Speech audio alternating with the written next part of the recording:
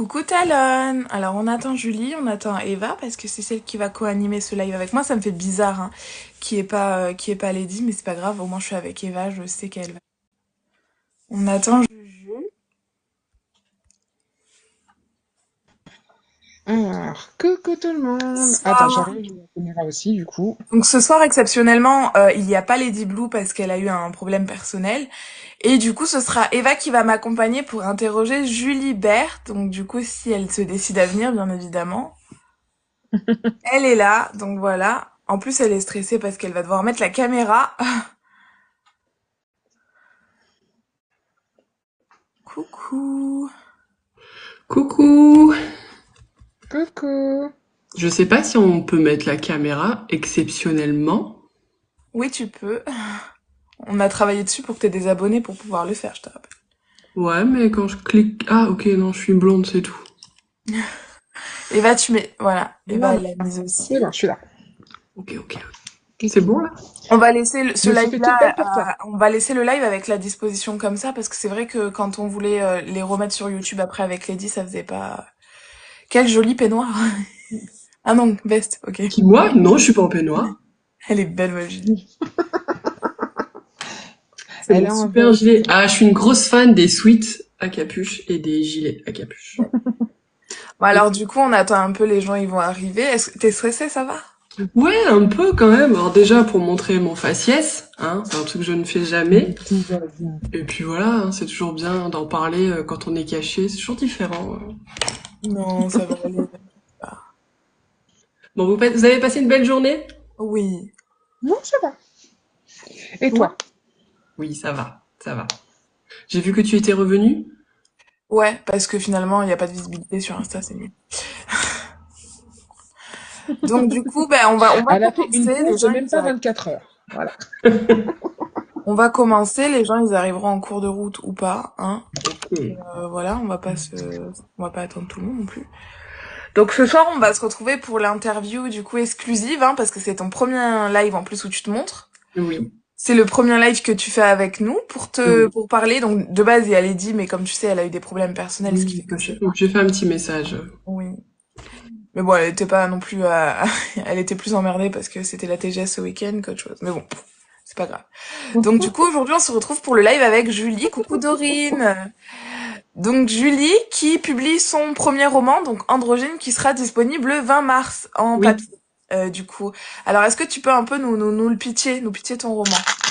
Alors, Androgyne, c'est Voilà. l'histoire des âmes sœurs divisées par Zeus, de la mythologie grecque. Et donc, on va suivre un peu notre héroïne, Lily, qui est une elle, donc une créature du monde d'Hadès, qui est du coup une des moitiés des âmes sœurs séparées par Zeus, qui elle est immortelle et vit dans le monde d'Hadès avec les souvenirs de tous ces siècles passés. Elle garde tous ses souvenirs, alors que l'autre moitié, donc qui est masculin et qui s'appelle Iéon, dans la deuxième partie de l'histoire, qui lui donc est mortel, il est humain et il a ce que j'appelle le cœur. Donc il n'a aucun souvenir, mais il est le cœur que Lily n'a plus quand elle est dans le monde d'Hadès toute seule. Et donc il y a sous-jacent une rébellion qui se passe un peu au niveau de ses ailes qui n'en peuvent plus de cette situation et qui en ont un petit peu marre à l'heure où ben les humains qui n'adulent plus les dieux ne sont pas punis alors que ben il l'aurait été quelques siècles au début de l'ère humaine, on va dire, quand les punitions pleuvaient des dieux en général. Bon voilà, ils sont contrariés de ça, ils aimeraient bientôt maintenant avoir ils estiment qu'ils ont assez payé leur tribut. Et donc sous couvert de de cette rébellion, de ce soulèvement qui sera un tome 2, bah du coup ils vont essayer de se réunir et de faire en sorte d'être légitimes dans leur besoin d'être de nouveau tous les deux. Alors, je tiens juste à rappeler, pour ceux qui savent pas ce que ça veut dire androgyne, à l'époque, du coup, du banquet de Platon, il y a un philosophe qui appuyait la théorie selon laquelle avant on était un seul corps, Mm. avec une même tête, quatre bras, quatre jambes et deux sexes. Donc il y avait trois créatures comme ça, il y en avait qui avaient les mêmes sexes, donc masculin et féminin.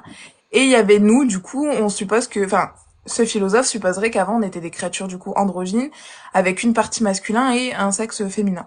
Tout à Donc fait. voilà, c'est ça androgyne. Et du coup, on aurait été séparés par Zeus parce que tout simplement, il avait peur d'une rébellion et on était très très forts en fait quand on était réunis en tant que créatures androgynes et du coup, il nous a séparés, c'est comme une malédiction et on serait voué à chercher notre âme sœur partie sur la terre. Bon, moi, j'ai pas encore trouvé le mien.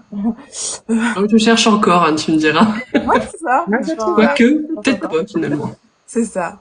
Donc du coup, pourquoi tu t'es basée sur ce mythe, Julie, pour faire ton livre et pas un autre Pourquoi celui-là? Parce que bon bah moi je suis divorcée. On a déjà eu l'occasion d'en parler de de ce mariage un peu bizarre, un peu chelou, un peu qu'on veut plus, qu'on veut pas voir. Et donc j'étais avec une copine. Tu sais, on est toutes un peu des copines célibataires et on se dit mais merde, quand est-ce qu'on va trouver celui qui qu'on veut, tu sais, l'homme capable, l'homme bon à marier, l'homme très bien. Et je me suis dit, mais à mon avis, c'est pas aussi facile que ça. Ça doit pas être aussi facile. À mon avis, on doit en chier pour le trouver. Et c'est de là qu'est parti un peu dans mon esprit que bah, si il y avait réellement une âme sœur à nous quelque part, ben je pense que les dieux à l'époque auraient pas rendu ça aussi facile de juste nous séparer sur le globe. Donc voilà, je suis partie un peu de là et voilà. D'accord. Et du coup, les thèmes abordés dans ton livre que j'ai hâte d'avoir, du coup, parce que je l'ai pas encore lu, mais j'ai très Bientôt, hâte, bientôt. c'est l'âme sœur, bien évidemment, mais est-ce que tu abordes d'autres thèmes dedans qui sont importants pour toi? Bah, j'essaye de montrer un peu que l'égoïsme